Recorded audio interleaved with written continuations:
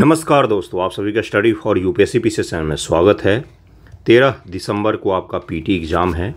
आयोग की तरफ से अभी भी नॉर्मलाइजेशन को लेकर क्लियर नहीं किया गया है कि बीपीएससी पीटी में नॉर्मलाइजेशन का नियम लागू होगा या नहीं होगा। इसको लेकर अभी भी संदेह की स्थिति बनी हुई है, तो कोई भी नहीं बात कर रहा है इस पर, एक दो लोग ही बात कर रहे हैं। ये चीज़ सही नहीं है। परीक्षा से पहले परीक्षा का प्रोसेस जो है वो पता होना चाहिए कि किस प्रकार से होगा। एडमिट कार्ड आएगा तब जाके अगर पता चलता है तो समय बिल्कुल ही निकल जाएगा। उससे पहले ही पता होना चाहिए कि 13 तारीख को किस प्रकार के परीक्षा प्रोसेस का पालन किया जाएगा। क्या नॉर्मलाइजेशन होगा, मल्टी सेट होगा, मल्टी डे होगा, इस चीज़ को पहले ही स्पष्ट करना चाहिए आयोग को। मैं आप लोगों को ये बोलूँगा कि अपनी तरफ से भी आयोग को मैसेज कर सकते हैं, मेल कर सकते हैं या ट्वीट करके पूछ सकते हैं। मैं किसी सोशल मीडिया कैंपेन के लिए नहीं बोलूँगा, क्योंकि पढ़ाई की तरफ में आपका ध्यान ज़्यादा होना चाहिए, लेकिन ये भी करिएगा क्योंकि ये परम आवश्यक है। एग्ज़ाम हो जाने के पश्चात कोई परिवर्तन नहीं कर पाएंगे हम लोग। उससे पहले ही अगर आप कोशिश करेंगे तो वही सही रहेगा। एग्ज़ाम के पश्चात ये चीज़ सही नहीं होता है, कुछ भी नहीं हो पाएगा, फिर आपके हाथों से चीज़ें निकल जाएंगी। इसलिए पहले ही कॉल कर सकते हैं, मेल कर सकते हैं, ये परम आवश्यक है। इसीलिए मैंने शुरुआत में इस चीज़ के लिए बोला है। 71 बीपीएससी को लेकर आज से आंसर राइटिंग शुरू हो रहा है। 22 नवंबर है आज। GS1 का आज से हम लोग क्वेश्चंस देंगे और आप उसको लिखेंगे। अगर आपको जुड़ना हो तो बताइएगा। शुरू करते हैं करंट अफेयर MCQ। ओके, देखिए पहला सवाल आज का क्या है कि चारधाम परियोजना कब शुरू की गई थी। कुछ दिन पहले ही ये चर्चा में था। 2016 ईस्वी में शुरू हुआ था, जिसे उत्तराखंड में स्थित केदारनाथ, बद्रीनाथ, गंगोत्री और यमुनोत्री, इन सभी को ऑल वेदर रोड के माध्यम से कनेक्ट करना था। यही चार धाम प्रोजेक्ट है। चार धाम प्रोजेक्ट इसी को कहा जाता है। ये चल रहा है। पर्यावरण से जुड़ी हुई चीज़ों को लेकर काफ़ी विवाद में रहा है। हालांकि सुप्रीम कोर्ट ने बाद में इजाज़त दे दी थी और वर्तमान में चारधाम परियोजना पर काम खूब अच्छे तरीके से चल रहा है। चारधाम परियोजना के बारे में निम्नलिखित कथनों विचार कीजिए। इस परियोजना की कुल लंबाई 889 किलोमीटर है, जिसमें 53 लघु वृत्त परियोजनाएं शामिल हैं, 53 छोटे छोटे इसमें योजनाएं शामिल हैं। अन्य परियोजनाओं के विपरीत इसमें पर्यावरणीय मंजूरी की आवश्यकता नहीं है। इसका उत्तर क्या हो जाए? इसका उत्तर हो जाएगा C। दोनों के दोनों सही है, क्योंकि जो इसके अंतर्गत छोटी छोटी परियोजनाएं थी ना, उन सभी की लंबाई 100 किलोमीटर से कम रखी गई थी जानबूझकर, ताकि इनको पर्यावरणीय जो मंजूरी है उसकी आवश्यकता न पड़े और आसानी से बनाया जा सके। लेकिन बाद में सुप्रीम कोर्ट में इसको चैलेंज किया गया और सुप्रीम कोर्ट ने इस पर फैसला दिया कि ठीक है, हम इसको हरी झंडी देते हैं। सरकार विशेष रूप से ध्यान रखे कि पर्यावरण का नुकसान नहीं होना चाहिए। हालांकि कई सारे हादसे भी देखने को मिले हैं। जोशीमठ को लेकर पिछले बार विवाद हुआ था, जिसमें ज़मीनें धंस रही थी। जोशीमठ का याद कीजिए, उसमें भी चारधाम परियोजना का माना जा रहा था कि इसी का प्रभाव है ये। हाल ही में तूफान मिल्टन चर्चा में था। इसका क्षेत्र कौन सा था? तो अटलांटिक महासागर में आया था ये, और USA अमेरिका में आया था अब मिल्टन तूफान। और इस तूफान को माना जा रहा है कि इस सदी का सबसे भयानक तूफान था मिल्टन। अगला सवाल है कि तूफान के बारे में निम्नलिखित कथनों विचार कीजिए।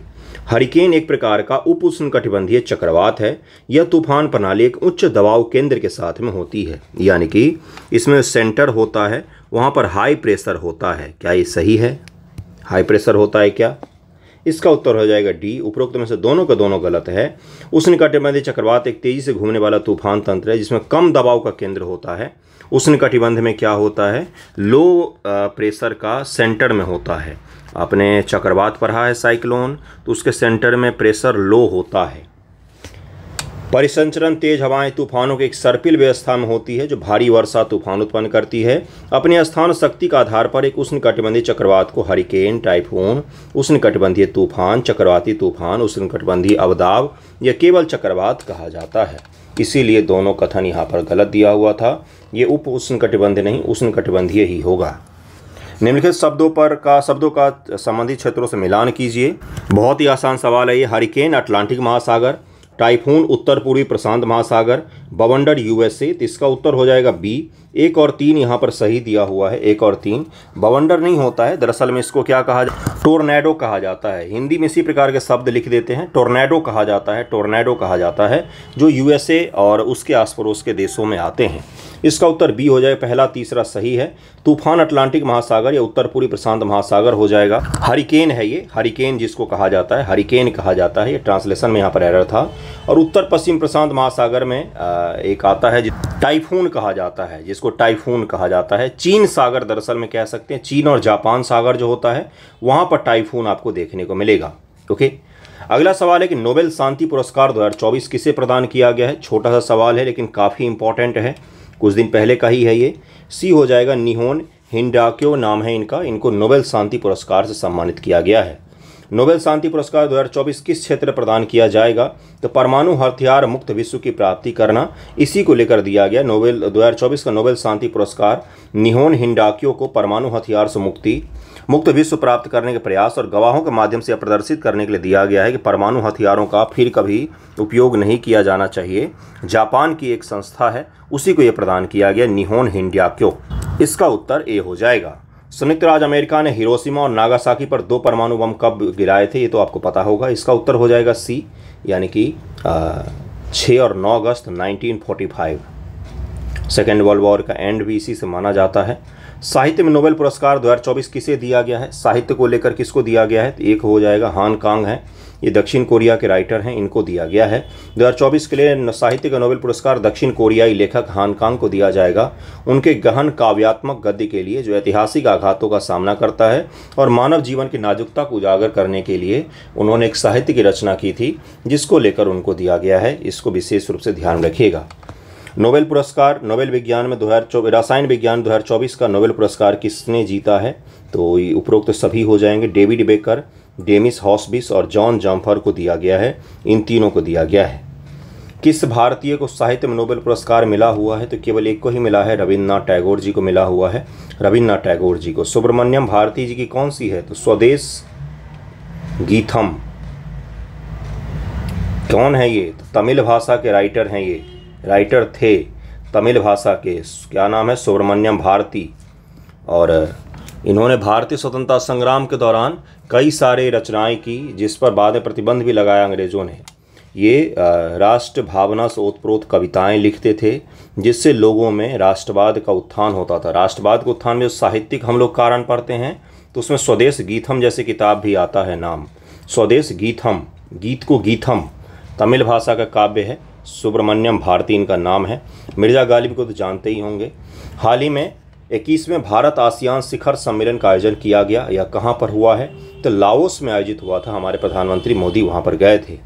आसियान शिखर सम्मेलन 2024 का विषय क्या था, इसका क्या था सब्जेक्ट, इस बार का थीम क्या था, तो आसियान कनेक्टिविटी एंड लचीलापन को बढ़ाना, यही था इस बार का सब्जेक्ट, इसका थीम इसका यही था। इसको इंग्लिश में भी ज़रा देखते हैं, ASEAN enhancing connectivity and resilience, यही था थीम इस बार का। थीम अलग से ध्यान में रखिएगा, क्योंकि सवाल कई बार थीम से पूछे जाते हैं। आसियान भारत का जो रिलेशन है, इस सवाल में थोड़ा सा करेक्शन है, इसमें है आसियान भारत पर्यटन वर्ष है। क्या है, तो पर्यटन वर्ष है। प्रधानमंत्री मोदी जी ने इसको घोषित किया। ये पूछा जा सकता है आसियान भारत पर्यटन वर्ष कौन सा होगा, तो ये 2025 को मनाने के लिए प्रधानमंत्री मोदी जी की तरफ से रिक्वेस्ट रखा गया लाओस में बैठक के दौरान कि 2025 को हम लोग आसियान भारत पर्यटन वर्ष के रूप में मनाते हैं। आसियान भारत पर्यटन वर्ष के रूप में मनाते हैं, पर्यटन वर्ष के रूप में, इसको विशेष रूप से ध्यान रखिएगा। माँ के लिए एक पेड़ लगाओ अभियान कहाँ शुरू किया गया, तो ये कब शुरू किया गया है, तो 2024 में शुरू किया गया था। इंग्लिश में भी देख सकते हैं, माँ के लिए एक पेड़ लगाओ अभियान, ये इसका नाम ही यही है, इंग्लिश में भी यही नाम है, लॉन्च्ड इन, तो 2024 में इसको लॉन्च किया गया था। अगला सवाल है, कौन सा देश आसियान का राष्ट्र नहीं है इनमें से, तो भारत इसमें से राष्ट्र नहीं है। भारत और आसियान का सहयोग बहुत मजबूत है, भारत आसियान का, लेकिन आसियान का मेंबर नहीं है भारत। आसियान संगठन की स्थापना कब हुई थी, तो 1967 में हुआ था। इंडो पैसिफिक महासागर पहल शुरू की गई, कब शुरू किया गया, तो 2019 में शुरू किया गया था इंडो पैसिफिक महासागर पहल। राष्ट्रीय पिछड़ा वर्ग आयोग को संवैधानिक दर्जा निम्नलिखित के तहत दिया गया, NCBC national commission for backward classes, ये कुछ दिन पहले चर्चा में था, और इसको 102वां संविधान संशोधन के द्वारा 2018 ईस्वी में इसको संवैधानिक आयोग का दर्जा दिया गया, आर्टिकल 338B के तहत में, 338B ही है, 338B के तहत में। हाल ही में राष्ट्रीय कृषि विकास योजना RKVY, राष्ट्रीय कृषि विकास योजना चर्चा में था। इसे कब लॉन्च किया गया था, तो इसको 2007 में लॉन्च किया गया था, 2007 में लॉन्च किया गया था। कृषोन्नति योजना जिसको केवाई कहा जाता है कब शुरू की गई थी? तो ये 2016 में शुरू किया गया था, 2016 में शुरू किया गया था। कृषोन्नति योजना के बारे में निम्नलिखित कथनों पर विचार कीजिए। उसके बारे में 2 स्टेटमेंट हैं, उसको ज़रा विचार कीजिए। हिंदी इंग्लिश ट्रांसलेशन जो है ना, इंग्लिश टू हिंदी में, उसमें कुछ मिस्टेक हैं यहाँ पर। यह योजना नीति आयोग के तकनीकी विकास के तहत काम करती है। यह एक व्यापक योजना है जो 11 योजनाओं और मिशन को जोड़ती है। कृषि योजना जो है, कृषोन्नति योजना, ये बोला जा रहा है कि ये जो है एक अम्ब्रेला स्कीम के तौर पर है और इसके तहत में कई सारी योजनाएं शामिल हैं। तो इसका उत्तर क्या हो जाएगा कि बिल्कुल सही है, ये दूसरा बिल्कुल सही दिया हुआ है यहाँ पर। ये एक व्यापक योजना है जो कृषि क्षेत्र के विकास के लिए कृषि और किसान मंत्रालय के अंतर्गत ही काम करता है, नीति आयोग के अंतर्गत काम नहीं करता है ये। इसमें 11 योजना और मिशन को शामिल किया गया है। उद्देश्य में इसका शामिल है कि उत्पादन बुनियादी ढांचे का निर्माण करना, उत्पादन लागत को कम करना और कृषि का विकास करना। अब ये दोनों योजना जो मैंने आपको कराया, कृषोन्नति योजना और राष्ट्रीय कृषि विकास योजना, ये क्यों करवाया है? क्योंकि हाल ही में केंद्रीय कैबिनेट ने कृषि योजनाओं को 2 छत्र योजनाओं के तहत विलय करने का फैसला किया है। कैबिनेट ने बोला कि 2 अलग अलग योजनाएं चल रही हैं, उनका विलय करके हम एक योजना बना देते हैं। वो दोनों योजना कौन सी हैं? तो पीएम राष्ट्रीय कृषि विकास योजना जो ऊपर मैंने आपको करवाया, और उसके बाद से कृषोन्नति योजना। इन दोनों योजना का विलय कर दिया गया केंद्र सरकार के द्वारा। अब इन दोनों को एक ही योजना के तौर पर चलाया जाएगा।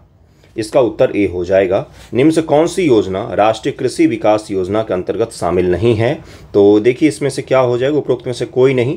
ये सारे के सारे राष्ट्रीय कृषि विकास योजना RKVY के तहत में शामिल हैं। मृदा स्वास्थ्य प्रबंधन, कृषि वानिकी, परंपरागत कृषि विकास योजना और प्रति बूंद अधिक फसल जो है, ये सब मिलकर प्रधानमंत्री राष्ट्रीय कृषि विकास योजना का निर्माण करते हैं। अब कृषि विकास योजना और कृषोन्नति योजना, इन दोनों को कंबाइंड कर दिया गया है। अक्टूबर 2024 में ही किया गया, पिछले मंथ ही किया गया है। निम्नलिखित कथनों पर विचार कीजिए। भारत और मालदीव के बीच राजनयिक संबंध 1965 से शुरू हुए। बौद्ध धर्म मालदीव के धर्मों में से एक है। इसका उत्तर हो जाएगा सी। देखिए मालदीव जो है मुस्लिम बहुल देश है, लेकिन वहाँ पर बौद्ध धर्म भी आपको मिल जाएगा। तो बौद्ध धर्मों में से एक है पूछा गया, तो बिल्कुल सही हो जाएगा, दोनों कथन सही होगा। मालदीव के राष्ट्रपति जो हैं मोहम्मद मोइजू, उनकी भारत यात्रा हुई थी कुछ दिन पहले ही, उसी के रिगार्डिंग ये सवाल बनाया गया है।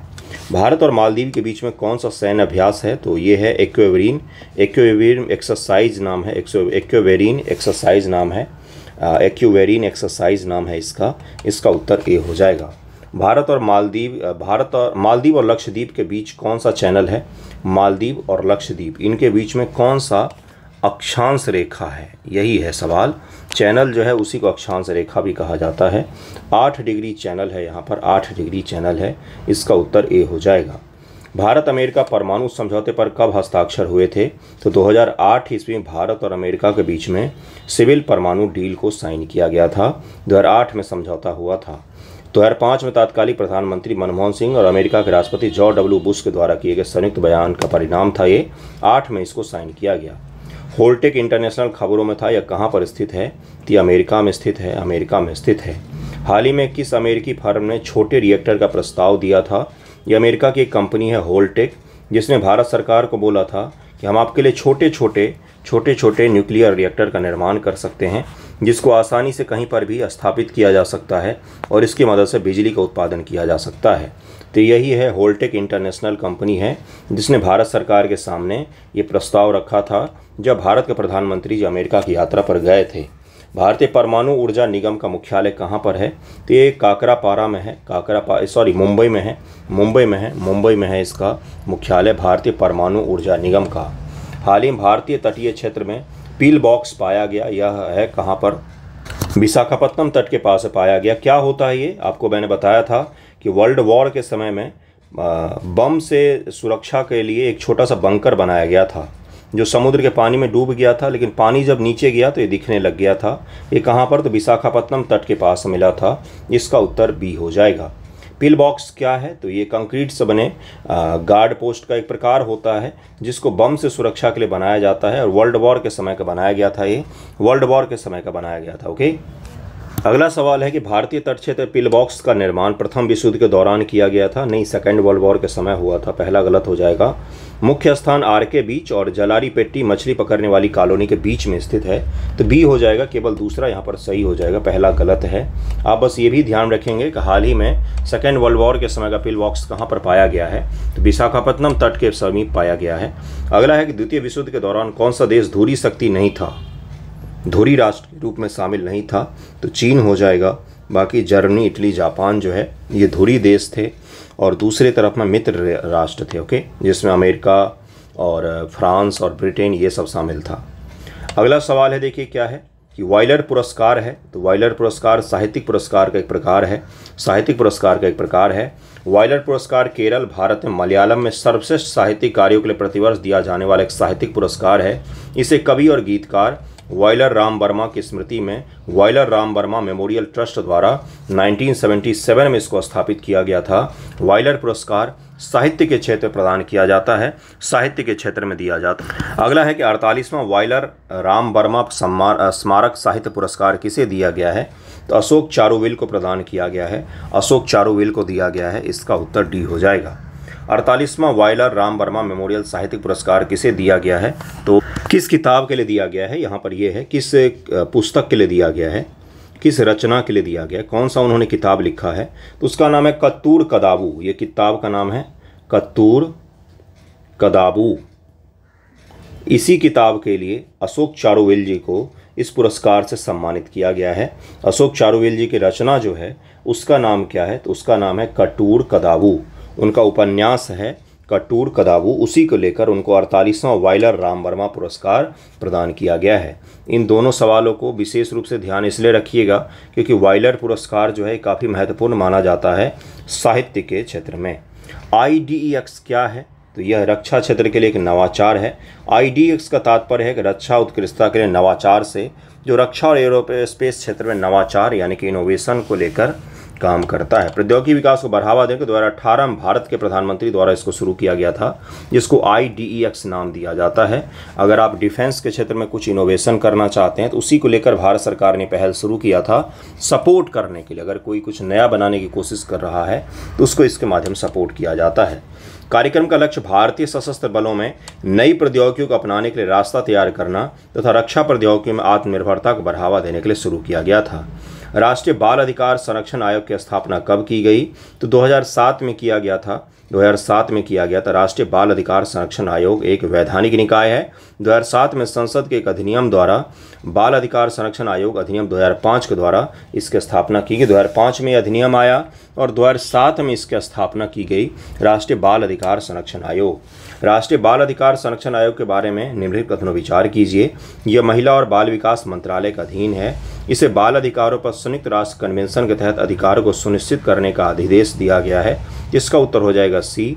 दोनों कथन यहाँ पर बिल्कुल सही दिए गए हैं। किस मंत्रालय के तहत है? तो महिला और बाल विकास मंत्रालय के तहत में काम करता है। बाल अधिकार पर कन्वेंशन को संयुक्त राष्ट्र द्वारा कब मंजूरी दी गई थी? UN का एक कन्वेंशन है चाइल्ड राइट्स को लेकर। तो इसको पूछा जा रहा है कि कब इसको मंजूरी दी गई थी, तो 23 का आंसर क्या हो जाएगा? ए हो जाएगा। 1989 ईस्वी में इसको मंजूरी दिया गया था। 1989 ईस्वी में इसको मंजूरी दिया गया था। भारत में 2 ऐसे कमीशन हैं जिसको संवैधानिक दर्जा मिलना चाहिए। हमारे यहाँ जाति पर आधारित सारे आयोगों को संवैधानिक दर्जा मिला हुआ है, लेकिन महिला आयोग को आज तक संवैधानिक दर्जा नहीं प्राप्त हुआ है और चाइल्ड प्रोटेक्शन को लेकर जो आयोग है उसको भी आज तक संवैधानिक दर्जा नहीं दिया गया है। भारत ने बाल अधिकार कन्वेंशन पर कब हस्ताक्षर किया? भारत ने 1992 ईस्वी में बाल अधिकार कन्वेंशन जो UN का है उस पर हस्ताक्षर करके उसको एडॉप्ट किया है, अभी समय को एडॉप्ट किया है। 1989 में इसको अनुमोदित किया गया और 26 जनवरी 1990 को अनुसमर्थन के लिए खोला गया और भारत सरकार ने 11 दिसंबर 1992 को CRC का अनुसमर्थन कर दिया। विश्व खाद्य दिवस कब मनाया जाता है? ये तो मैंने कल करवाया था आपको, 16 अक्टूबर को मनाया जाता है। इसके बाद के जितने सवाल हैं मैं ऑलरेडी आपको करवा चुका हूँ। ये PDF भी मैंने शेयर कर दिया था, आपको, और इसके सारे सवाल भी करवा दिए थे। यानी कि 15 अक्टूबर से लेकर 26 अक्टूबर तक के मैंने सारे सवाल करंट अफेयर के न्यूज़पेपर में आए हुए सारे करवा दिए हैं आपको। एक चीज़ इसमें नहीं है, आपने गौर नहीं किया होगा, स्पोर्ट्स से संबंधित इसमें न्यूज़ नहीं है। स्पोर्ट्स से रिलेटेड न्यूज़ आपको अलग से मैं करवाने की पूरी कोशिश करूँगा। बाकी अब 15 अक्टूबर से 1 अक्टूबर तक का बाकी रह गया है, वो भी 2 से 3 वीडियो में कंप्लीट करवा दूंगा मैं। करंट अफेयर मैं अपनी तरफ से पूरा करवा रहा हूँ, आप भी अपनी तरफ से इसको कीजिए, जितना हो सके कीजिए। जितना बार आप रिवीजन करेंगे उतना ही सही रहेगा। Okay, thank you so much आप सभी का वीडियो देखने के लिए।